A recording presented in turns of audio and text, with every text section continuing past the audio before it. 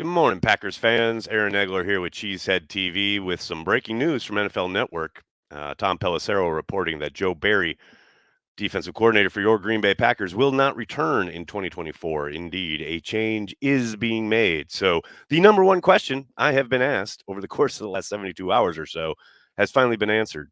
Joe Barry will not return.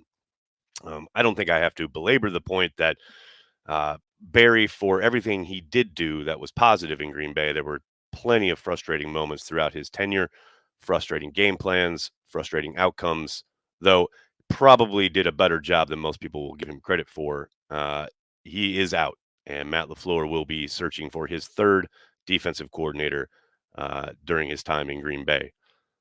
Hello, to everybody in the comments. Good to see everybody joining in. Bit of a surprise, I will say. I thought Matt would take the balance of the week to come to a decision. Clearly, something we did talk about on, I believe, Happy Hour last night. I think the fact that you've got the market flooded at the moment with possible candidates to replace Joe Barry, don't want to wait too long as the well dries up, so to speak, and some of these guys start taking jobs elsewhere. I think Matt wanted to dive right in and be able to interview as many people as possible for Joe's replacement. Um, Obviously, look, you guys, anybody who's watched the channel for any length of time knows how I feel about Barry's defense. I think the man himself carried the G absolutely throughout his time in Green Bay, was always a great presence at training camp with fans, always approachable, really good with the media, never ducked responsibility for things that were clearly under his purview. But it was certainly time for a new direction. And Matt LaFleur obviously agreed. And the Packers will now throw the doors open for interviews, possible replacements such as Wink Martindale, who is out there, Jim Leonard, who Matt reportedly offered the job to uh, prior to Jim withdrawing essentially from candidacy. Uh, Avero from the Panthers, of course, another guy that Matt interviewed when he interviewed Joe Barry and went with Barry instead. Al Harris, the secondary coach and former Packer, another possibility. Um, Another possibility is Daniel Bullocks with the 49ers. He's a name that you probably haven't heard a lot of as far as being connected to a possible Green Bay opening, but he's somebody I think that could be brought in for an interview. And as well as Patrick Graham, the Raiders defensive coordinator, who we'll see. I know there have been overtures there, and he has stayed put for the time being, but I think that's someone that Matt could reach out to as well. Uh, we open this up for questions and comments from the folks in the live audience, as it were. John Sibatovich, thanks for the super chat, man. That is the super chat. Have a good day, Nags. I think the wink emoji, is that a casting your vote for Wink Martindale, possibly? Steven, let's absolutely go. I hear you, man. I hear you. A lot of love for Wink Martindale off the bat here. I see. Yes. Okay. I knew this was going to come. I can't pronounce the name other than Mark 2018. Can we get Mike Vrabel? I've seen a lot of Packers fans pining for Vrabel. I would be absolutely shocked if Vrabel took a defensive coordinator position after being the head coach in Tennessee for as long as he was. And I would definitely be surprised if he decided to go work for his former offensive coordinator in Matt LaFleur. I know they are, I'm not even going to say friends. They have been colleagues. They are, in the same circles. I don't know their level of friendship. Clearly, they've worked together. They know each other well, etc. I don't see that. I don't see Vrabel coming and working for Matt LaFleur. Now, that's just me guessing on the outside, but I'd be very, very surprised if for no other reason, forget all the personal connections or lack thereof or whatever. I just don't think Vrabel wants to be a D coordinator. He's a head coach, and I suspect he will find another head coaching job or maybe take a year off. I would be very, very surprised if he came to Green Bay to be a defensive coordinator. Chris Dorsey, thanks for the super chat, man. I know everyone will be calling for Al Harris, but do we want a guy who had his secondary get destroyed by our QB? Love Al, but not sure. Well, he didn't, right? He wasn't calling the plays. He wasn't, designing the game plan. He was coaching up his charges, no doubt about it. But yeah, I don't put too much stock in one game, in one poor performance, especially when they had been lights out for much of the year and much of his tenure in Dallas and the work he did back in Kansas City. You always look at the totality of the work. You don't look at one game. One game, sure, it's a piece of information, but that's all it is. Al's a hell of a coach, and from everybody I've talked to in the in the league, whether on the coaching side or personnel, even or even some players, man, people love him and they want to play for him. So yeah, I wouldn't dismiss his candidacy just because Green Bay had a good game against his guys. Robin, what's up? Thanks for the super chat. Never nice someone losing their job, but inevitable. That is the thing, right? I mean, yes, you're right. You don't want to celebrate someone being out of work. There's no doubt about that. But that is life in the NFL. Everyone ends up getting fired. Almost everybody. You know, that's the life of a coach. You're on your way to your next firing. It's very rare that people leave on their own terms. You know, but yeah, Joe. Like I said at the top, Joe is a great guy. Really carried the G while he was in Green Bay. But we all knew it was time. No question. Chris, thanks for the super chat. Okay, you sold me. Sign Al. All right, relax. Dean Jordan, what's up? I hope we go with someone who complements Matt LaFleur's offensive style better. Complementary football versus the biggest defensive brain available. See Super Bowl team. I mean, I don't know if there's a style per se that you have to have, right? But you definitely, it to my eyes, to my mind, you have to have someone who can be multiple, who can really shift week to week depending on the quarterback or the offensive scheme system, whatever that you're facing. Just didn't seem like that was prevalent under Joe in any way, shape, or form. Oh boy, got a bunch of super chats here. Andrew, is Brandy champagne drunk yet? Probably not, but I doubt she's going to be on her way pretty soon.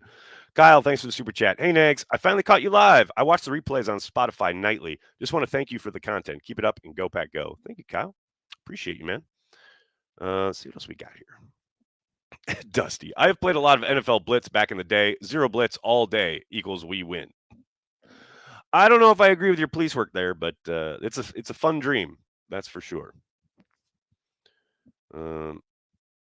Bill, when I hear complimentary defense, I think it means play defense good. I mean, it certainly means get a stop or two, which, hey, Joe's defense did on Saturday night and did oftentimes throughout the season. Let's not pretend like they were completely terrible all of the time. Situationally, it was problematic. There's no doubt about it.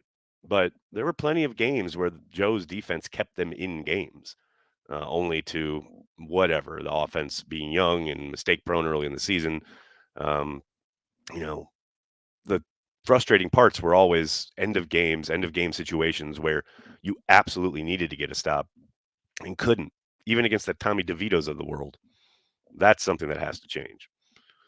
Donnie Blevins, what's up, man? Thanks for the super chat. I would love Evero. I'd love Hewitt or Weaver from the Ravens to bring that style of defense. Just want someone who will be a tone setter. Yeah, I think that's a big component. We talked about that on Happy Hour last night. I think the DNA of the defense clearly needs to change. Like they have to be, you don't ever want to say aggressive because it's so cliche, but a defense that dictates in Green Bay, Wisconsin would be a welcome change. It has been a very long time since we had something like that.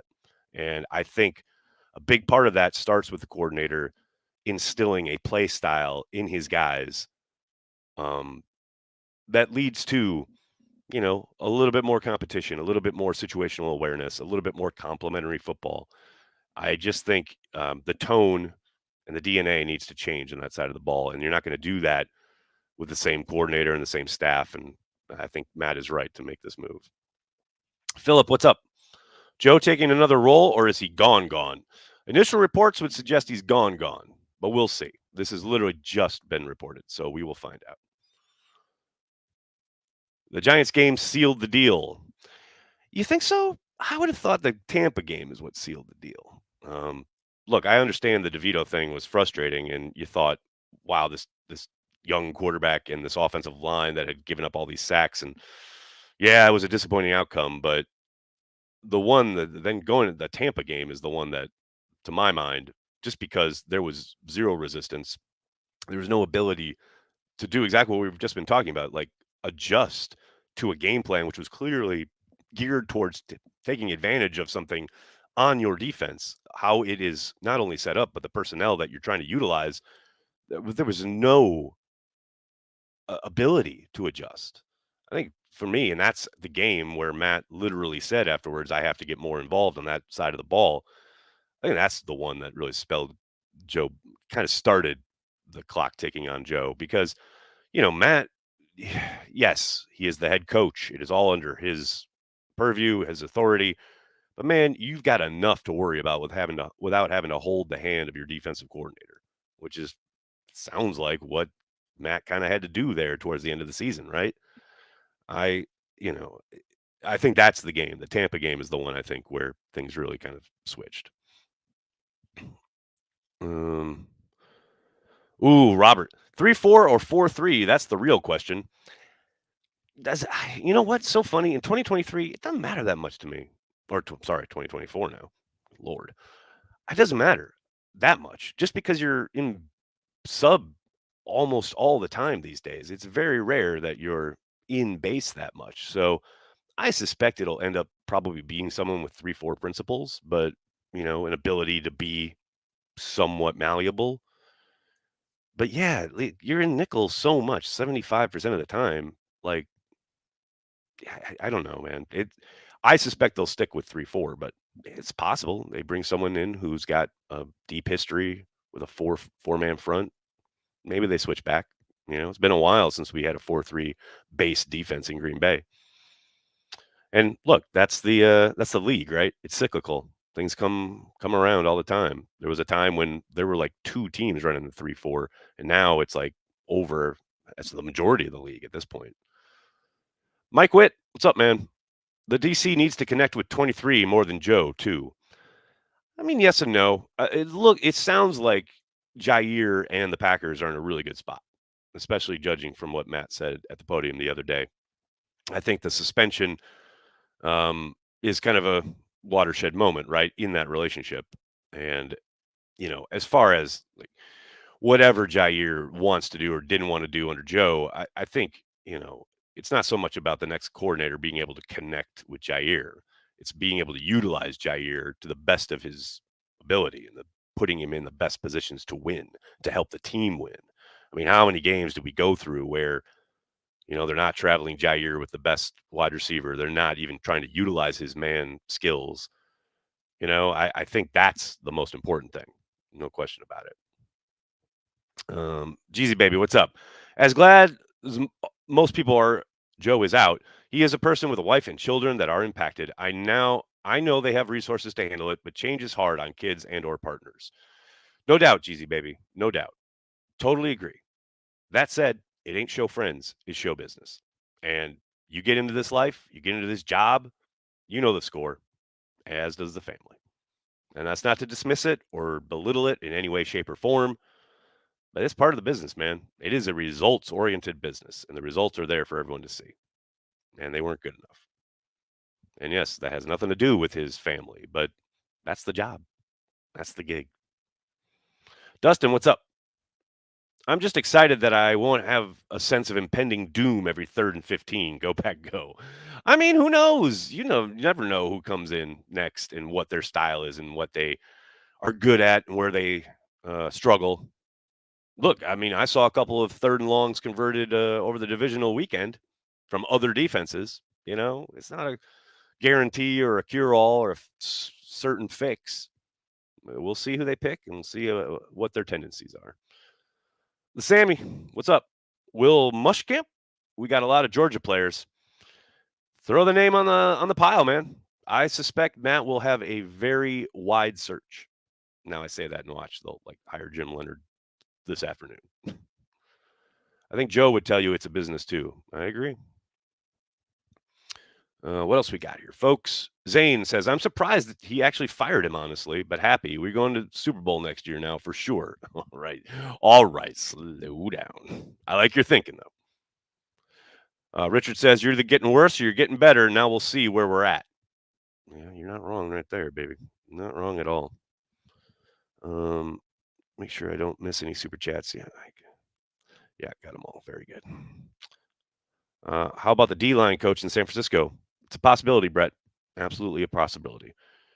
He's just going to hire Brandon Staley, who's a bigger bum. Okay, Tank Sherman, now get out of here with your nonsense. This is not a time for negativity. This is hopeful. This is looking forward. I don't need that in my life right now. But you know what? I would be surprised. Would not be surprised. And I would not be happy. Why'd you have to bring me down, man? Lord. Dustin, what's up?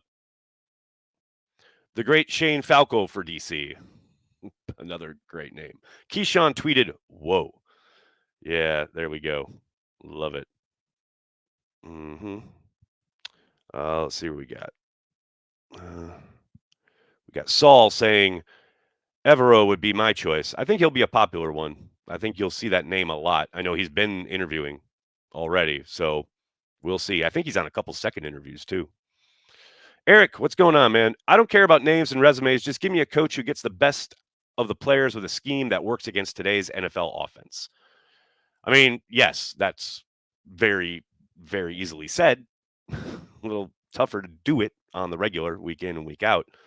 But yes, I agree that this idea of the too high shell, keep it all in front of you, is pretty in vogue in the NFL these days. But I need something a little bit more changeable, a little bit more multiple than what Joe brought to the table. To me, that's the most kind of important thing going forward. Mike, what's up? I kicked the tires on someone on the Ravens staff. Their defense are always top 5 and very physical. Or Jim Leonard to see Corey's reaction. I think, yeah, if Jim Leonard came on board, Corey would undoubtedly have a meltdown. I think that's without question. Patrick, what's up? Vrabel, if he doesn't get a head coach job, would you take him as DC for a year if that meant he then becomes Bears head coach after they fire theirs next year? I would. I talked about this pretty extensively already, Patrick, but I would be absolutely shocked if Vrabel was a defensive coordinator, especially in Green Bay this season. I think he'd probably take a year off before he did that. I don't see a situation where he's a coordinator, let alone for the Packers. I think he'll be a head coach or he'll probably sit out a year. That would be my guess. Braden, what's up? Tune in to McAfee for the big announcement. AJ Hawk is the new DC for the Packers. Somehow I don't think that's going to happen. Dustin, what's up? Yes, Joe has a family, but his contract is also guaranteed. They'll be okay. BJ Raji for DC. Is Evero available? I've seen him linked to the head coach interviews, but think he's still employed by Carolina. Yeah, he is under contract with Carolina, but there's no word on if they're going to be retaining him. He has been interviewing for both head coaches and I think a defensive coordinator spot.